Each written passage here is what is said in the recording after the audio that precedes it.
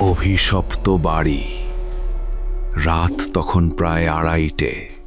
চারদিকে নিস্তব্ধতা, শুধু দূরে কোথাও কুকুরের ডাক শোনা যাচ্ছিল। রিয়াদ তার ছোট ভাইকে নিয়ে গ্রামের বাড়িতে ফিরছিল। অনেক বছর পর তারা সেই পুরনো বাড়িতে এসেছে, কারণ তাদের দাদু মারা যাওয়ার আগে বারবার একটা কথাই বলেছিলেন, পশ্চিম পাশের ঘরটা কখনো খুলবি না। কিন্তু দাদু মৃত্যুর পর সেই নিষেধের কারণ কেউ জানত না। বাড়িটা ছিল অনেক পুরনো, দেওয়ালের পলেস্তরা উঠে গেছে, কাঠের দরজাগুলোতে খুন ধরেছে। ঘরের ভেতরে ঢুকতেই এক ধরনের ঠান্ডা গন্ধ নাকে আসে, যেন বহু বছর ধরে কেউ এখানে থাকেনি। রিয়াদের ছোট ভাই সজীব খুব দুষ্টু ছিল, সে সবকিছু নিয়েই কৌতূহলী।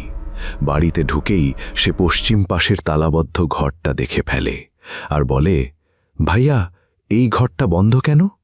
তখন রিয়াদ দাদুর কথা মনে করে বলে, ওদিকে যাস না ভাই, দাদু মানা করে গেছে। কিন্তু রাত বাড়ার সাথে সাথে সজীবের কৌতূহলও বাড়তে থাকে।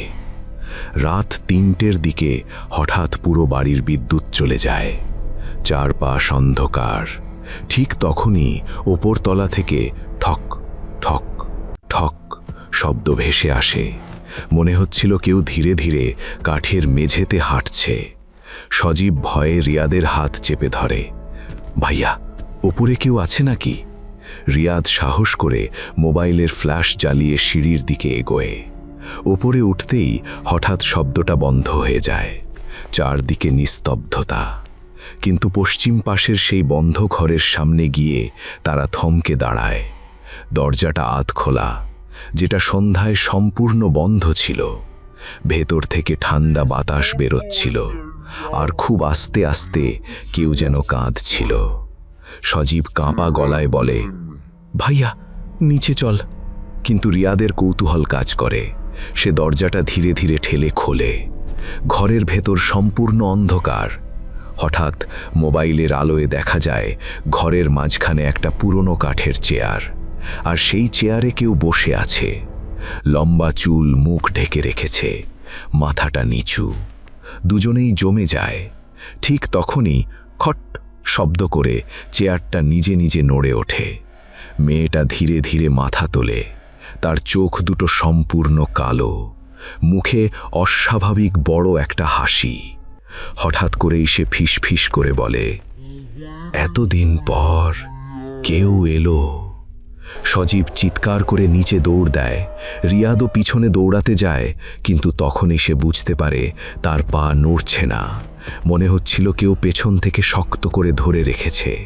সে ধীরে ধীরে পেছনে তাকায়, দেখে সেই মেয়েটা তার ঠিক কানের পাশে দাঁড়িয়ে। কিন্তু কয়েক সেকেন্ড আগেও সে ঘরের ভেতরে ছিল।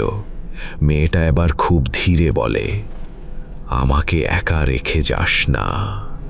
হঠাৎ পুরো বাড়ি কাঁপতে শুরু করে। নিচতলা থেকে সজীবের চিৎকার শোনা যায়। রিয়াদ কোনোভাবে নিজেকে ছাড়িয়ে নিচে দৌড়ে আসে। নিচে এসে দেখে সদর দরজা খোলা, কিন্তু সজীব নেই।